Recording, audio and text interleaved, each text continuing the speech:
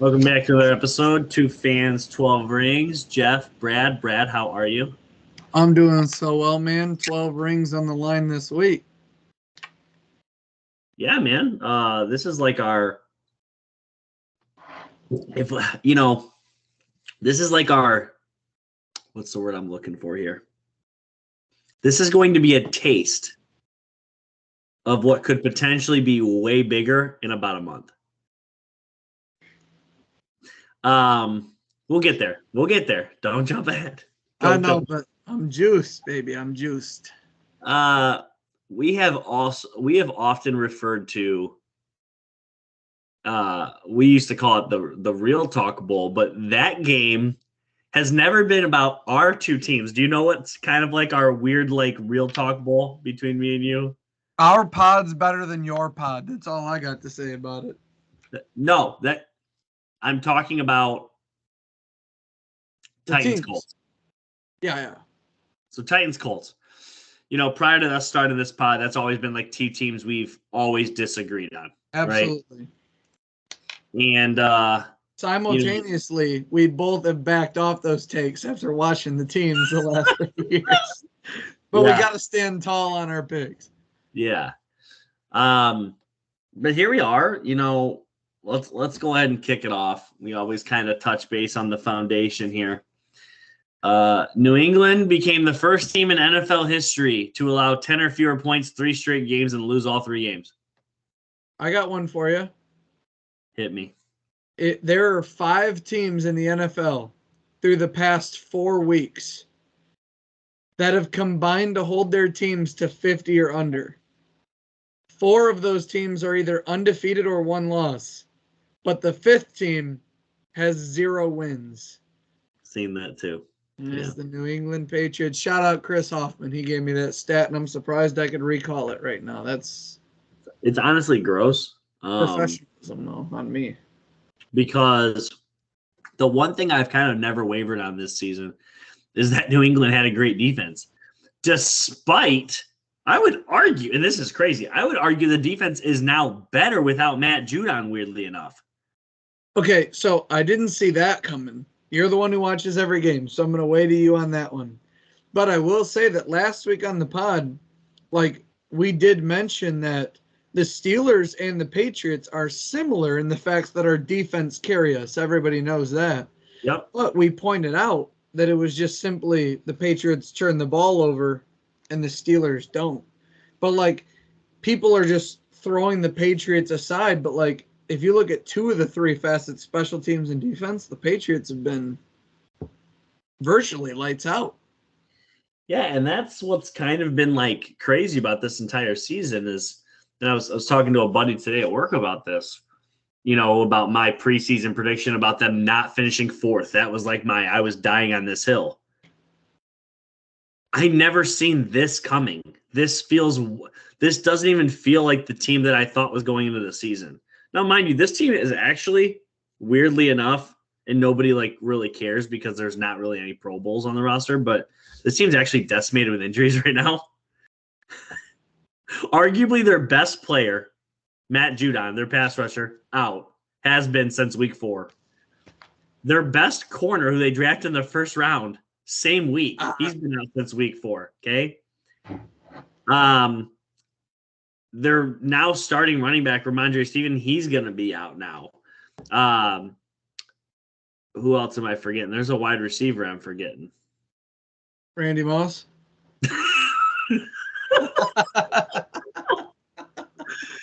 Tom Brady, Rob Gronkowski. Is it Wes Welker? Dude, that's Deion Branch. I'm trying to think. Kendrick Bourne. Gosh. You disrespected him, but Kendrick Bourne tore his ACL several weeks ago. So this team is actually decimated with injuries. So if there was ever a chance that this team could actually beat somebody, that's damn near gone. Everything that you would want to happen to a team that's trying to tank has happened in New England. So, it is what it is at this point. Let's talk about the Steelers. They got a little taste of Kyler Murray last week, and Kenny Pickett gets hurt for the 700th time in his career. Take it away. I got to be truthfully honest here, okay? This podcast is 2 Fans, 12 Rings, and we care deeply about our teams. Now, Steelers have looked real bad on offense, and it's been tough to watch. And the collegiate team I cheer for won the Big 12 championship, and hours before kickoff was locked into the CFP. I didn't really watch that Steelers game. On top of that, there was almost 2 hours of delays. Kenny Pickett's out. TJ Watt's hurting on the sideline. Minka breaks his hand. And I'm in a Texas jersey sitting there playing Call of Duty with Steelers on the second screen, and they're one of 4 screens. And that's where I'm at with this team. I love watching them, but they're just so bad. Offensively,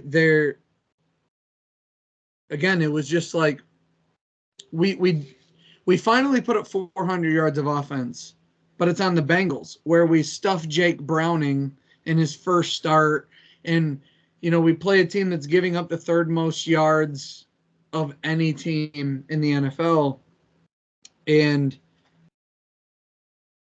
it's just hard when you go from Big Ben, who, and I know this is years in the making and I'm bringing up old stuff, but I'm kind of going through that with another team in Manchester United. Shout out 2-1 victory over Chelsea today. I'm ecstatic. I'm feeling good right now about that. But when we had Ben Roethlisberger, people always told me, dude, he throws just awful picks and he turns the ball over. But it's never for lack of effort. Big Ben tried to make the best play possible, and it just didn't work out sometimes.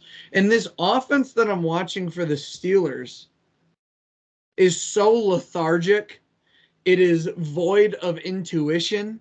It is safety over risk, and it's just so boring and hard to watch. And Kyler Murray, via, TJ Watt's upset with holding not being called. Minka's getting injured. But Kyler Murray played a pretty good game. And James Conner, coming back to his hometown, had a tremendous performance from the running back position. And actually, I'll say it right now, as big of a fan I am as of any team, I have one signed jersey in my house. And it's a number 30 James Conner jersey. I love James Conner. And he played tremendous. And he was on a mission. Kyler played off of that. The offense was stagnant. We played a rookie head coach who was a former great defensive coordinator who took advantage of a lackluster performance on offense. And we got our shits kicked in by arguably one of the 3 worst teams in the NFL, in the Arizona Cardinals. Maybe they're not the 3 worst with Kyler. Who knows? But the Steelers are, I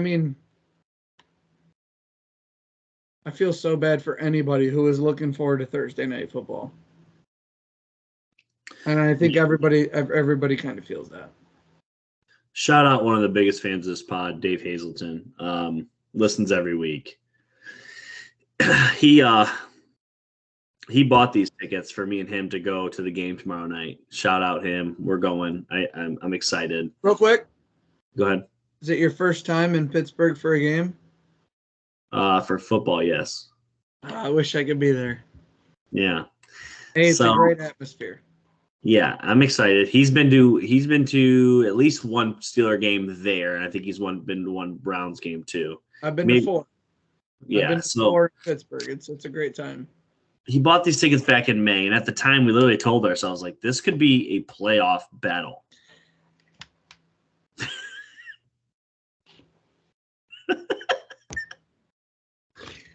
Still is for the Steelers. Yeah, yes. I expect your fans to show up. I expect it to be a full stadium. I laugh, but come Thursday night, I hope we win 38-0. I'm trying to be unbiased a little bit for the pod, but I'm going to be in full Steelers gear, standing in front of my TV, looking like a fool, hoping we crush the Patriots. But keep going. No, basically what I'm saying here is like a couple of things. Obviously, the season hasn't gone how I wanted it to, but I absolutely love going to see my teams play in person. It's literally my favorite thing to do. Okay. I also love going to different places. Like I've never been to Pittsburgh, and I'm excited. Or Pittsburgh, Heinz Field or Ash White Field, whatever it's called. Acrisure. I got you. Acrisure. Head Acrisure down to the shore. Yeah, and I'm looking forward to that too. But I made this game a little fun for myself. So I've seen New England play every single game this year. I haven't missed a game. Respect. They're bad. They're bad. Respect. This is the worst I've seen of my life. I was like, how can New England win this game? Or like, how can this be fun for me? So I laid a parlay that I thought is actually totally on the table. And I called you about this. Absolutely. If I told you, and you know the contents of this, but if I told you I had a 3-leg plus 120,000 odds, you'd be like, what in the F did you say? In these 3 things, people are going to listen to this and they're going to be like, oh, this is totally on the table. I'm going to venture to say, and this is a bold take, 100% of the listeners of this podcast will tail this parlay simply because you could throw 50 cents and win triple digits before the decimal. But keep going. So I parlayed New England to score a defensive touchdown. Pittsburgh to score a defensive touchdown. Sure. And the under to hit, which is currently on my odds, it was at 30. Bing, bang, and boom. 2 horrifically bad offenses with backup quarterbacks. With great defenses on the other side. Elite defenses and elite head coaches coming off a short week, which is historically on Thursday night, lower scoring. And both got embarrassed. Yes. I don't know. One got shut out, and one got beat by a 2-win team. They don't want to get beat by a 2-win team again at home. Back-to-back weeks, 2-win teams giving them third. Yeah. And Bill Belichick held the team to 6 and lost by 6. These teams they want to make a statement. So I put my parlay. I told you what it was. Even if you're like, I don't know about the over-under, I'm telling you right now, parlay each team to score a defensive touchdown. Throw a 50-cent piece on that. You'll win some money probably. I'll say this. Talk a little about Thursday night. Well, I just wanted to say this is FanDuel. I don't listen to every other app. I'm not on any other app, but if you go on FanDuel and click on the Steelers-Patriots games, there's a tab that says Game Specials. First one you'll find is minus 105 odds, which means $10 would win about $9.95.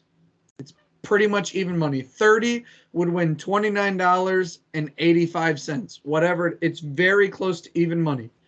And it is for any single quarter. First, second, third, or fourth. Any quarter to end scoreless. First, second, third, or fourth. From start to finish, 12 minutes, or 15, of 0 points. You have to take that.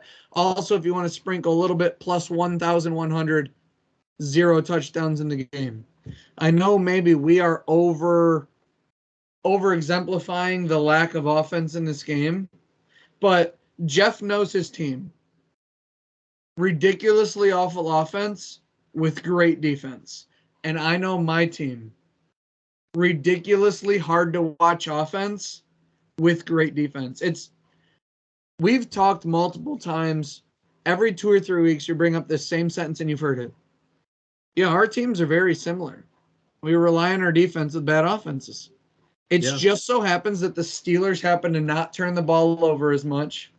And somehow they have 7 wins when through 13 weeks they have 7 passing touchdowns. That's wild. Makes me want to throw up. It sucks when both of us have such good, historic pro teams that are doing bad and our college teams are doing bad. It sucks all around. Except our college teams aren't doing bad. Not at all, Jeff. We'll get there. We'll get there. One more topic before we move on. I'm sorry. Let's talk a little Eagles-Niners. That ended up being highly touted this week. Brock Purdy MVP discussion, Jalen Hurts MVP discussion, Eagles beating just about everybody except the Jets. How this game going to go? Eagles are at home, and they weren't favored. They were dogs. Niners put it down. What's your immediate reaction to that? I'm going to save the Cowboys for a little bit later because these three teams get lumped together. The Cowboys, 49ers, Eagles. Rightfully so. They've been lumped together the last 2 years, but we're going to focus on Eagles, 49ers. Here's what I'll say. I'm going to start with the Eagles. The Eagles are a great team. They have everything you want in a team. This 49ers team, you're betting against health. The 49ers team is not comparable to any NFL team other than themselves. It's health. You are betting on their players playing. If all of their players are playing, there is no NFL team that will beat them. It's just that simple. They went on a 3-game skid when their quarterback had a concussion. Their arguably most versatile weapon had a shoulder injury, and their best offensive lineman was hurt. When they are 100% healthy, there is no team, dare I say it, that can compete. They are the best team in the NFL, period. They walked in there, and even on a slow start, it was 6-0 Philadelphia. They won by 5 touchdowns? 4? So they obliterated them. They walked in, and now I do want to say one thing because there are plenty of people who want me to talk crap to one of my good friends at work who is an Eagles fan about the Eagles. I won't do it. I think the Eagles are tremendous. I have been one of the biggest Eagles fans publicly that I know, especially having a podcast. They got handed the most difficult part of their schedule in the most shitty way possible. They played 3 games in 13 days. Won the first 2. Tremendous. Then played the 49ers. Now they're going to play the Cowboys, who are on a long week to play them too. By the way, I have the Cowboys this weekend. If they play in the playoffs, give me the Eagles. But that's another conversation later down the road. This Eagles team is so good. They're going through a tough stretch, and it's going to be misconstrued what's good or bad about them. But what I can tell you is if you look at me and say this 49ers team has 100% of their offense and 90+% of their defense, they're the Super Bowl champions. They are the safest bet right now on FanDuel to win the Super Bowl. There is no team that can compete. Brock Purdy's another sub-conversation of this. The 49ers are they're just too much. They're just too much. And that's what I took away from this game. The 49ers they're just too much. And it's been almost 4 years of us saying, will they get injured late? Will they get injured late? Will they get injured late? If you want to bet on them getting injured late again in the playoffs this year, be my guest. If they are healthy, they beat any team 11-on-11 that lines up across from them. I think the thing that's so impressive to me is the ways in which they've beat people this year. There was games where Ayuk went and got 2 touchdowns. There was a game where McCaffrey had 3 touchdowns. There was a game where Kittle had 3 touchdowns. This one, Debo had 3 touchdowns. It does not matter. They just do it all. And Brock Purdy's numbers against the best teams this year, just sick. Just sick. When he needs to play outrageous football, he's been unreal. And honestly, I don't even know what his stats are in front of me right now. I'm looking them up as we speak because he has been, a lot of people's, you can't give him the MVP because he's not the best player on the team. He's got 3,100 yards, 23 touchdowns, 6 picks, and 5 of the picks came against Cincinnati, Minnesota, and Cleveland. Check notes. Those are the 3 teams they lost to. And you could argue that he had concussions in like 1 or 2 of those. So legitimately, if you took those 3 games out, those 3 games, and you removed the touchdowns from him, he has 20 touchdowns, 1 pick. He's been unreal. I'm going to try and read this. I have a video, and I didn't know if I was going to put this in the rankings or now. For some reason, the pause button is not working. I'm going to try and read this as fast as I can. Forgive me my screw up. It's going to be about 20 seconds. Brock Purdy leads the NFL in QBR, passer rating, yards per completion, touchdown percentage, completion percentage, air yards per attempt. Okay? It's loading the next stat. Air yards per attempt is 9.5. That is the most in NFL history through 12 games. The only other people who've had higher or better is 2011 Aaron Rodgers, MVP, 2004 Peyton Manning, MVP, 1983 Boomer Esiason, MVP, 1984 Dan Marino, MVP. He's on pace for 4,500 yards, 33 touchdowns, and 9 picks. Only 8 NFL players have done that in history. 3 have won MVP. 3 of them are Tom Brady. The top 8 passer ratings in the this season, Brock Purdy is the only of one of 2, Josh Allen, to have a perfect rating. Out of the top 8, nobody has more than 1. Brock Purdy has 4 of the 8.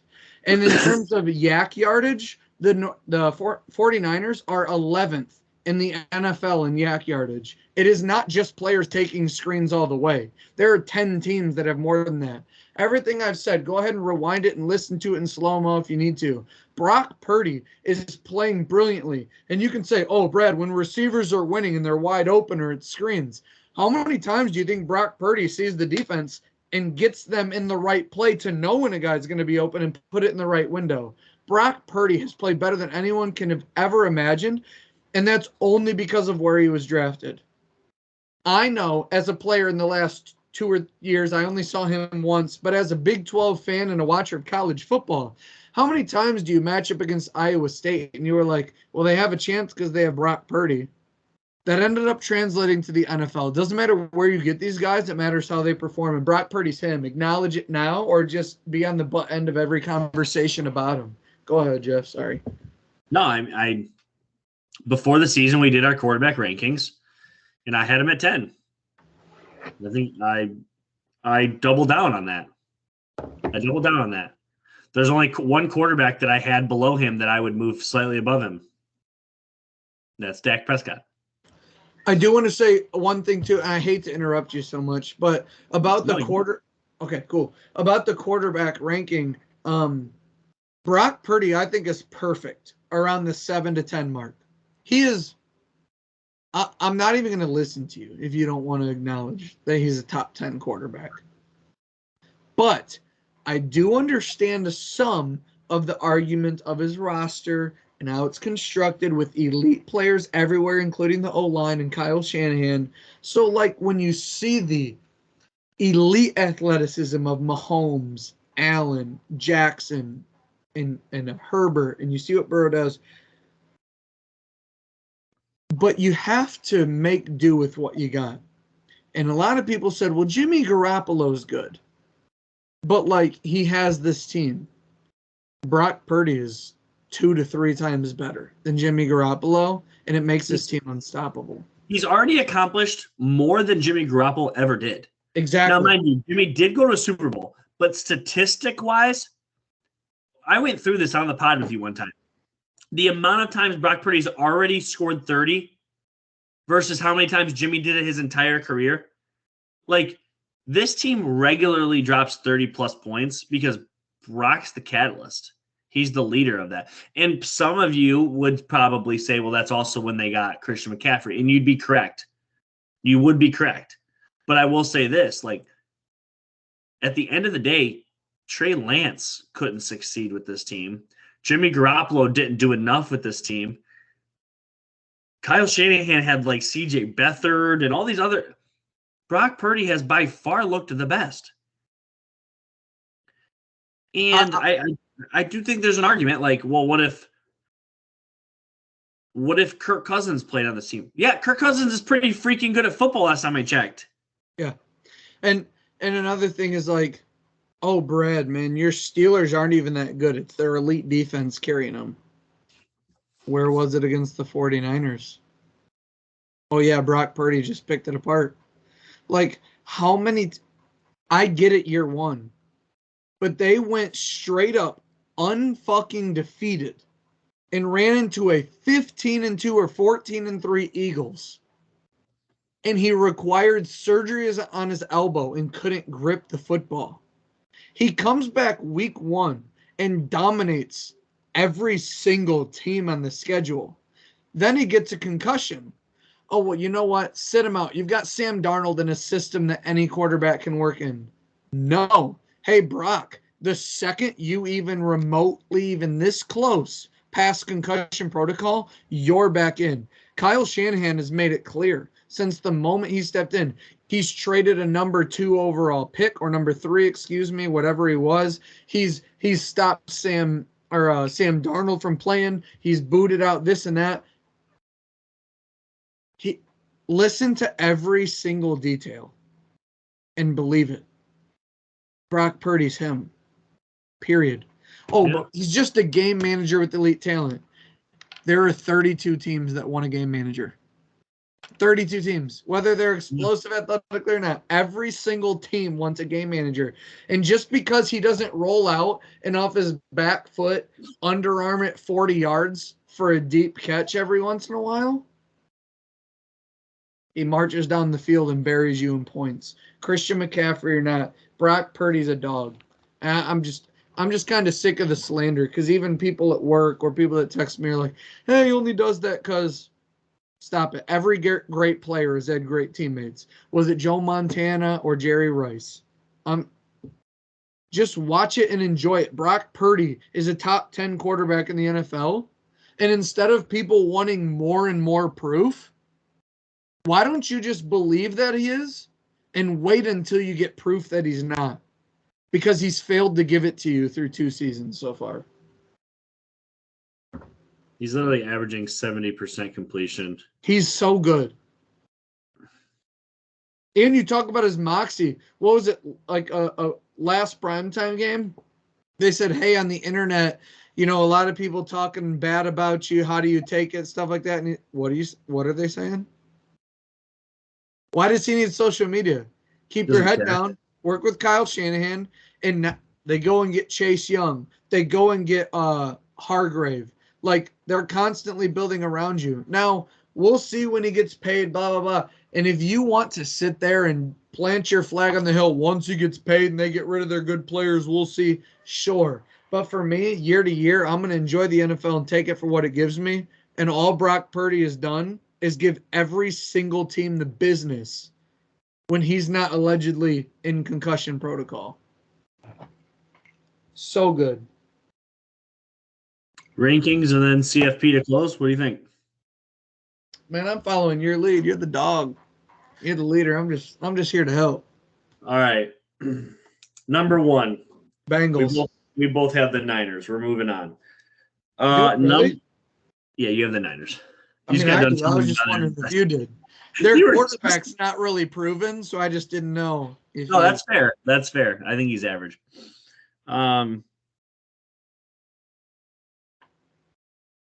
Real quick. Okay. I brought his name up. You didn't even blunder. Might not have heard you. Full transparency, halfway through the pod, I'm a little bit hammered. Go ahead. Has Dak risen for you at all? Let me tell you something. This is, without question, the best Dak Prescott I've ever seen. Yeah. Yeah. So yes, he has risen. Dak's awesome. That's all I needed. Yes. All right. Number 1, 49ers. We both got it. Number 2, who do you have? Fly, Eagles, fly. They lost to the best team. And it's their second loss. And it's 3 games in 13 days. Give a team a break. God damn. Yeah. 3. They were on bye the Ravens. I had the boys last week. They did enough for me to keep them there. Sure. Okay. Yeah. Who's your 4? Ravens. I have the Cowboys. Okay, so we got top 4. And I will say this. You're going to hear me next week on the pod giving excuses about the schedule. Cowboys are beating the Eagles this weekend on Sunday Night Football.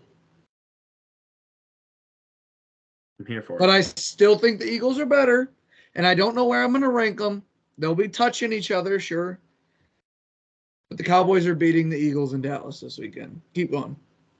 Who do you have 5, and it better not freaking be the Chiefs? The Miami Dolphins. Also have the Dolphins. Miami Dolphins. I have the Lions 6. I have the Chiefs. I have the Chiefs 7. I have the Lions. Okay. So we've mixed up 2 teams, 1 spot away. How close are we going to get? We don't make out, I swear. The top 7 is unscathed. We have that. After 7, fucking your guess is as good as mine. I tend to agree, but there's one other team. Jags. I have Jacksonville. You have the Jaguars. We'll see how that works out later. Okay. Now I think it's a complete utter crapshoot. Literally jumble it in a bucket and just draw a name. But who do you have at 9? I am intrigued to see if we have the same 4. I guarantee we have at least 3 of the same 4. Okay. I guarantee you have Colts, Texans, Steelers in some order. You don't. I may have forgotten about the Colts, but I do have the Texans and Steelers in there. Okay, you did forget about the Colts, who are red hot right now. Yeah, potentially forgot about the Colts. Do you have the Bills in there? I'm so far out on the Bills. They probably should be, but no. Okay. I have the Bills 9, Colts 10, I Texans actually 11, at 9. Steelers 12. Okay. Say that one more time because I was interrupting. 9 Bills, 10 Colts, 11 Texans, 12 Steelers. Who's your 9? I'm going to start real quick at number 12, where Okay. I also have the Steelers. Okay. Number 9, because of their last 2 wins, Packers. I put the Packers. They beat the Lions and the Chiefs in their last 2 games. I'm being greedy. I need more from them. Sure. They were too bad to start the year. I believe at right now, my only hesitant factor on the Packers is the age of the team. I think they're just young. They are very young. But I think they have everything. I just think they're young. I do find it weird that these last couple games where they've looked so good, they're starting to get Christian Watson involved. That helps. Yeah, and he was hurt the first 3 or 4 weeks. So. Correct. But Correct. I have the Packers at 9. At number 10, I have the Texans. They've won 3 of their last 4, and their loss was tough against the Broncos. Their loss was against the Broncos, who have won like 5 of their last 6, and that's why I have the Broncos at 11. Okay. I have the Steelers at 12, but I do want one little asterisk. Totally forgot about the Colts.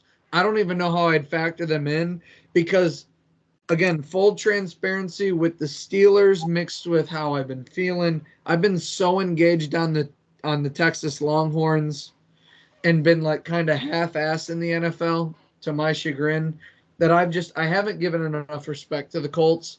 But what I do know is Shane Steichen's done a phenomenal job down there, especially with a couple quarterbacks. So they have the same record as the Texans and Steelers, right? 7-5. Yeah, but the Colts are on a 4-game heater.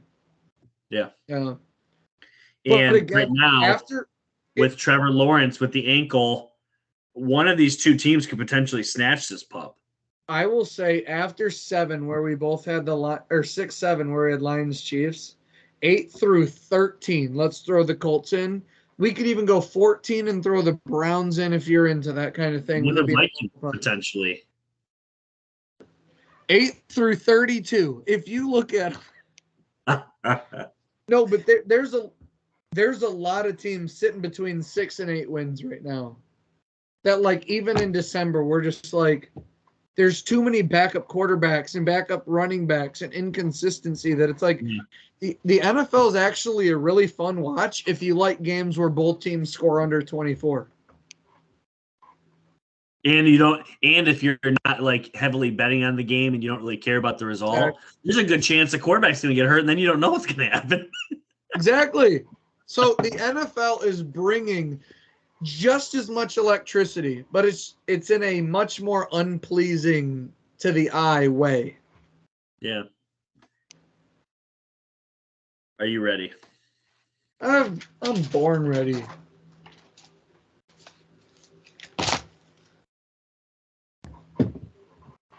Michigan won. Agree or disagree? Disagree. Should have been Texas. No, I'm just kidding. Michigan should have been one. Michigan. Washington 2. Agree or disagree? I agree. Texas 3. We all know this is where things get fucky, but of course I agree. Absolutely. Bama 4. Yeah. You agree. All right, so here's where we're going to take it away. Yeah, there's a lot to discuss. And by the way, we'll probably repeat a lot of things you hear in other podcasts, but here we go. Yeah, but this is our opinion, and here we are. And to be honest, I've posted a lot about on Facebook and Twitter and stuff like that because I like to get my opinion out there. If you want to read it, feel free. If you don't. That's another reason why we both love this pod. So you can just hear our full opinion. Come listen. We love to get our opinion out there. Love it. Here's where I'm going to start. If Georgia beats Bama, Texas doesn't even get in. Agree or disagree?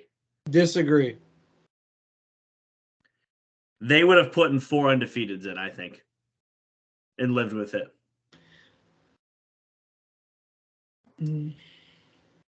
I think if Georgia beats Bama, I think they would have just did Georgia, Michigan, Washington, Florida State. Path of least resistance. Yes. Okay. It's not about me. The question was, what do I think would have happened if Georgia beats Bama? And now first of all, let me answer your question. Yes, they put in the 4 undefeateds. I do want to backtrack, though. You pushed back on me last week when I said we need Bama to win. You were like, why? Because that puts in 2 SEC teams. That was your thought. My thought was, if Bama wins, they respect the head-to-head, and Bama just kind of boulders Texas in. So, do want to bring that up because, I like being right. Who doesn't? But let me defend myself quick. Sure, go ahead. Absolutely. We're here for fun. At any point in this season, choose week 1 through week 12, but you can't use week 13. If Georgia loses as a number 1 by 3 points on a neutral site, they're not dropping from 1 to 6. That was absolutely crazy to me, and I never thought the committee would do that. I want everyone looking at this camera to see my eyes, okay? When they put Georgia 6, I nutted. It was awesome. It was awesome. It was so cool. It was so cool. So wrong, but so obviously cool. Your team's in, so you're happy. My team's in, and we're number 1, and we got the bowl of my choice, literally the Rose Bowl. I was praying we'd get the Rose Bowl. There's something poetic. We'll get to this later, but there's something poetic about Michigan playing in the Rose Bowl. Yes, okay, it's literally our home away from home. And I have no problem playing Bama. That means nothing to me. Honestly, I'm very excited for the game. But Georgia literally hasn't lost a game in 3 years to anybody unless their name's Alabama. Okay? They suck. You're trolling right now, but I need you to be serious for a half second. All right, it's wild. Yeah, it is. It is. Well, we don't have a 12-team playoff, and somebody's got to get let out. Yeah, no, if you were going 4 best teams, it would have been Michigan, Washington, Bama, Georgia. That would have been the top 4. Florida State, Texas, Ohio State, Oregon, all the next 4 out. And then people would have argued, but Bama lost to Texas, or Florida State's undefeated. Quarterback, and do you really think Bama's the same team now that they were then? If the committee was blindly 4 best teams, and if you talk to anybody at your work that's not a Texas fan, they would have looked at you and been like, Michigan's undefeated, Washington beat Oregon not once but twice, and both times they thought Oregon would win. Those 2 have to be in. Georgia's been undefeated for 2.5, 3 straight years. Bama's the only team that beat them, and sure, Texas beat them, but Jalen Milroe didn't have it figured out early on, and now he does, they would crush Texas if they played today. That would be the best four. That's what would have happened. That's what I think. Now, as a Texas fan, you would say no team is the same as they were week one. And we beat them by double digits at their crib. And I can't. We'll get into Texas later, but yes, I think Colin Cowherd had it right. Florida State feels like the tragedy, but Georgia's the real tragedy. I said this literally first thing Monday morning. Yeah. I posted on Facebook. I said, all of you complaining about Florida State don't watch college football. Georgia got hosed.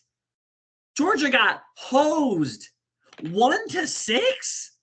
That's wild. And the thing we said is there's a lot of people who are going into it. And I'm going to get into a little personal story later because I really held back here in this personal story. So I just want to get it out there. But a lot of people were like, never in history has the conference championships mattered that much. Teams are going to stay. Georgia at worst has fallen to 3 if they lose, this and that. But we've never had a year where like all of the teams in every conference championship were undefeated or 1 loss. Outside of Louisville, I mean, Texas wins their 1 loss. Michigan wins, they're undefeated. Say Oregon wins, you have 2 teams that are 1 loss. Say Bama wins, you have 2 teams that are 1 loss. Like, it was such a unique year, and it's almost poetic by the gods that it's just the last year of the 4-team playoff. They throw a, man, you should have made it 12. Yeah. And I jokingly posted this on Facebook, but one of the votes to make the 12-team playoff next year instead of starting this year was the ACC commissioner. Sorry, Florida State. And you know what? It might work out for them better because say they go in with their backup quarterback and get smashed. That doesn't look that great. But now they can say we were undefeated national champs. That helps their recruiting. That helps them show to their athletic director and all of their people who put in money. We were the best team in college football. We were just denied, and they can put on that, that black jacket and the. They played Georgia, right? Yeah. Oh, Georgia's beating them by 3 scores. Sure, but they can rest all their starters and say we didn't even try to win that game because they weren't in the playoff. Yeah, I mean, yeah. That's the best case scenario because even if they already canceled Porter City for both teams, honestly. It's just we've become numb to it because for an extent, teams maybe 4 through 7 or even 5 and 6 had 2 losses, and it's like, they shouldn't, blah, blah, blah. We become kind of numb to just accepting 4 teams, but whether it was Georgia, who gets hosed, well, they're one of the best teams, but they're going to leave somebody out, or Florida State, they're undefeated, or Alabama, they're SEC champs, or Texas, well, we beat the SEC champs. Any of those teams get left out, we knew going in that it was going to be just awful. And it just takes us back 10 years when we were much younger and we maybe had different jobs, or maybe we're in different relationships, some of you listening, or maybe you never thought you'd be where you are now, when it was like, oh, we're extending from 2. We're going to make it a playoff. There's 5 Power 5 conferences. Why is it just 4? Why isn't it 6 or 8? Give the top 2 a bye or just make it 8. Like, I think historically the greatest mistake in college, because you could have just stayed with BCS rankings and nothing changes. No. But No. I'm just saying, I don't think that's the best way. But when you decide to expand, which I think is the right idea, for you to have a default 5 Power 5 conferences and to not make the playoff 6 or 8, I'm not saying it should have started at 12 or 16. But when you just decide to, we'll let it not just be the top 2, to move it to 4 with Power 5 conferences, I think that is just something that we were mad about 10 years ago and have forgotten about and are mad about it again now. I just think that's where it kind of. Yeah. I do think 12 is the perfect number. I always advocated for 8 for the longest time, but I do think 12 is the perfect number. I will say, for those of you who don't know, and again, I do this, I don't mean to interrupt you, but we know who the top 4 are. And we know that 5 versus 12 would have been probably Liberty, I think, versus Georgia. FSU. Versus Florida State, excuse me. Ole Miss versus Georgia. Penn State versus Ohio State, and Oregon, Missouri. Would that be the matchups? Yeah. Yeah. So I will say, with that setup, which people have seen the pictures and it looks cool, the first 2 out would have been 10-2 Oklahoma and 9-3 LSU. Now, I will say this. With that setup, you have 4 SEC teams. I personally would only allow a max of 3 teams from any conference. That would just be me. Here's what I would do. I don't want to overreact because I like where that thought's at, and I'm just going to manipulate it a little bit. USC, UCLA, Washington, and Oregon are going to the Big Ten. Yep. The SEC, which is universally known as the best, I know us up here up north think Big Ten, but SEC. No, the SEC is the best. I've argued this for. I'm just talking about some people listening. Get Texas and Oklahoma. There are now 4 Power 5 conferences. We're going to forget the Pac-12. There's 4. I like your idea, and I want to change that to 4. The Big 12 and Pac-12 combining for 8. The Big 12 and ACC combined for 3. And an at-large conference gets the last spot. If you do 12 teams. Yeah, 4 and 4 is 8. 3 from the ACC / Big 12 combined get 3. Oh, combined. Those 2 combined. Yeah, not each, combined. Because I think a lot of people are sitting at home listening to this saying, when are we just going to split the country north-south or east and west and just do 2 conferences? Yeah. Because, and I just want to throw this at you, this isn't something that I'm saying with conviction. Honestly, I haven't even had enough time to think of it, but just a rough draft for at work, just conversation. Say the country gets split north-south. There's 119 colleges? Oh, I think there's way more than that. In the FBS, though, there's 119, I believe. Let's just say it's 120. Let's say we take the wins, losses combined, and we go back 10 years. And we create the NCAA 1 and the NCAA 2. Okay? 2 tiers. You are where you are. In each of them, we're going to do a 12-team playoff. So let's take NCAA 1, the top 30 teams in the north, top 30 teams in the south. And the top 6 make the playoff. And that's what most fans will know as the number 1 playoff. Your Texases, Michigans, Oregons, Alabamas, Georgias, they're in there. And then in the NCAA 2, they do the same thing. Okay. Afterwards, you take the bottom 10 teams from the NCAA 1, the bottom 10 teams from NCAA 2, and those are the 10 or 20 bowl games that people watch. Winners go to NCAA 1 the following season. Losers are in NCAA 2 the next season. You take kind of like a Premier League international relegation system to it. So bowl games matter because the winners go into the top tier of the NCAA. Now, again, your initial thoughts can be something crazy, and you can poke holes in this. Even anyone listening can poke holes and say, Brad, but this, and this. This is a total rough draft off the top of the dome. I haven't even given much thought. But I'm just thinking, some people look at this playoff going to 12 and they say, yeah, but regular season games, do they matter? Yes. You want to buy, and if you don't get the buy, you want the home field advantage in the first round. They all matter. rematches. I get all that. But the rest of the bowl games you want to matter for some reason, even if starters don't play. Well, it could matter because, in essence, you can be in the top echelon or bottom.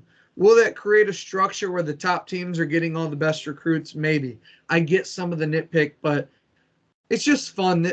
College football is going to be a rolling change for the next 20 years as they figure this thing out until they find something that really works. And maybe they never will. But I will tell you one thing. One, I'm along for the ride. And two, said this to the desk of people I was standing around. I said, hey, I'm not going to name names. But I said, who do you cheer for? And they said, OSU. And I said, hey, who do you cheer for? And they said, Michigan. And I said, who do I cheer for? And they said, Texas. And I said, we're always going to have great players, and it's always going to be fun, so who cares? Yeah. Yeah. Cheer for the best teams. Why not? So, as far as your matchup with Washington, how do you feel? If someone said, Brad, you can match up with anyone from the top 25 teams, who would you want to match up for? My last pick would have been Washington. That's fun. I just want to give you guys an update. And you guys are going to say people are better. But what I've heard from at least two people is, yeah, I know Texas has been good all year, but, like, I haven't watched them. And I want to give you something unbiased but rationally true about Texas. And here it is. Their quarterback. And this is me spewing about Texas a little bit. Their quarterback is very, very good. But once or twice a game will give the other team an opportunity. Their running back is a stable of very good players. Their weapons, everyone knows who Brock Bowers is, #1 tight end in the nation. Unanimous #2, Texas Jatavion Sanders. And his backup, pretty good. Wide receivers, Xavier Worthy, first-round pick. Adonai Mitchell, transfer from Alabama. Some people have him a first, some people have him a second. We have NFL talent around the outside. Offensive line, I don't care what you say. Mine can match up with yours. Whether you're Michigan, Bama, Georgia, Washington, we have an elite offensive line. Let's go to the defense. Defensive line. Both of our D tackles in a 4-3 system could be first-round picks. Tavondre Sweat, Big 12 Defensive Player of the Year, will be a first-round pick. Elite. The three linebackers behind him, Ford, Bush, and Hill, all elite, can stop the run. Dogs. Versatile. However, Texas is 95th in the country versus the pass. 95th. Washington, all of you know this. You've seen them at 10-10 when you're going to bed watching them. They just toss that fucking pigskin all over the yard. What I will say is Oklahoma plays that same way. Only team 3 times this year to score over 60 points. We lost to them by 4 and lost the turnover battle 3-0. Texas is elite and can compete with any team in the country everywhere except for definitively defending the pass. With their front 7, they can get pressure and still drop 6 or 7. It will be a battle. But I believe Texas can score with any team in the country. I am fully confident we can beat Washington. I don't know if we're 4-point favorites. I think it should be under 3.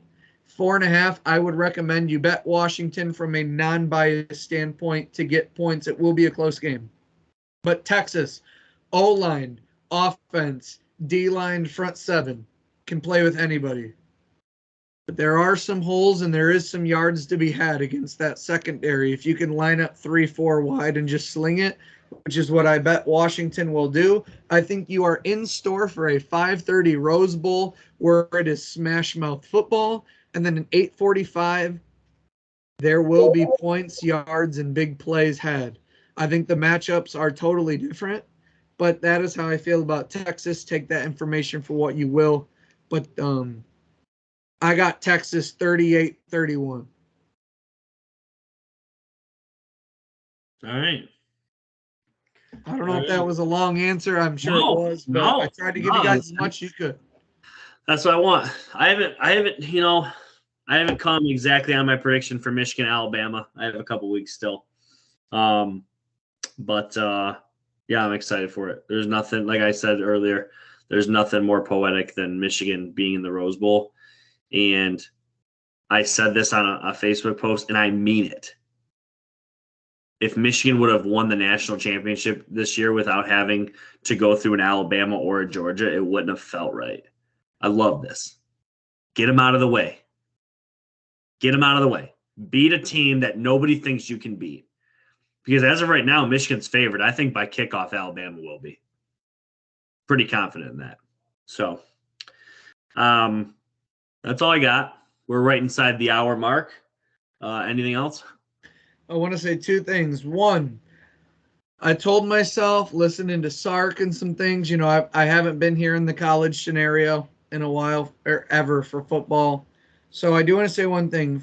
Until December 16th, there is no college football playoff. I'm celebrating being the Big 12 fucking champs in our last year.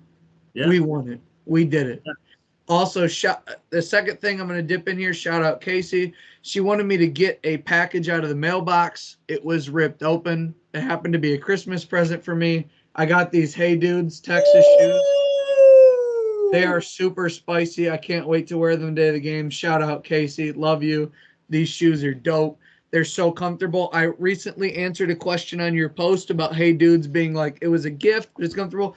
Those were black and yellow, meant for Steelers. Turns out those were a size lower than they should have been. These are a billion times more comfortable than those. I'm all in on Hey Dudes. I just had the wrong size. Hook 'em, right? But what I do want to say is I'm excited to be Big 12 champs. But I do want to let people know I'm going to dip in to some emotions that I've felt for after December 16th. I do not feel, as a Texas fan, that I am lucky to be in the top 4. I had a guy at bowling on Saturday tell me there's no way Texas is going to make it when the ratings are revealed. You can't possibly think they are. Texas did not sneak into this top 4. We were number 3. We were comfortably slotted in. This Alabama team that people think Michigan fear, however you feel about that or not, they don't. But we fucking beat them by 10.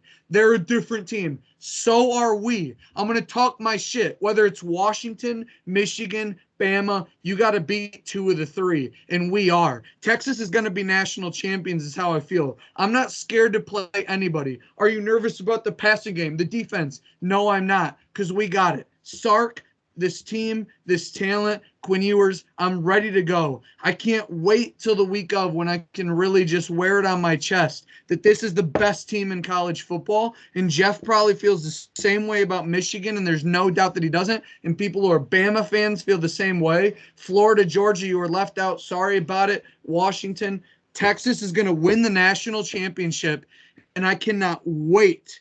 I cannot wait. I want to play Michigan so bad as a Texas fan, and I want it to be with this team. Jeff, I'm asking you and all the Michigan fans listening, put everything you got into that game. I need y'all to take care of Bama, and we're going to take care of Washington. And I want to play Michigan so bad for that national championship. This podcast needs to win a natty this year, and I need going into January 8th that it's going to be one of us, and I can't wait. And it's hard to take that step ahead. But we're the best 2 teams in the nation, Jeff. We're the best 2 teams in the nation, and we got to wear that. We got to wear that on this podcast because people think we're going to sit here and try and be rational. No, Michigan thinks they're the best. Texas thinks they're the best, and we're going to prove it on January 8th at 8:30 p.m. with all eyes on it. Fuck college football playoff, baby. Can't wait to do it. This podcast is getting a natty. I don't care who it is, but we're going. We're going. I can't wait. I said talk my shit for a minute, but we're back. Big 12 champs, baby. Quinn Ewers, Sark in year 3. Love it. Big 12 can suck our fucking dick while we move on to the SEC. See you later. I feel so bad that we have to go through you guys. I look back. I look back at that text. I'd rather play Georgia, or I'd rather play Texas than Georgia or Washington. I mean that. I can't wait. You better take care of Bama. You better take care of Bama, baby. You better fucking take care of Bama. I can't wait. I can't wait, baby. And the thing is, shout out Bloody and my dad, or Smitty, my best friend, who may be listening, diehard Michigan fans. And they looked at me after Michigan beat Ohio State. And my buddy Smitty looked at me and he said, "Hey, man, I think you gave up on being a Michigan fan a year too early." And I snap called and looked him right in the eye and I said, "I announced I was Texas before I was a bandwagon fan. I feel very confident about when I chose to announce that I'm a Texas fan. Can't wait to play him. And I will say this. I think my dad and my friend Smitty, they can handle winning. They'd love it. I would love to win. But I know that I can handle losing. I know Jeff, I know Smitty, and I know my dad. I don't know if they could handle losing to Texas in that final, baby. I think they'd be sweating Texas more than Bama simply because of me.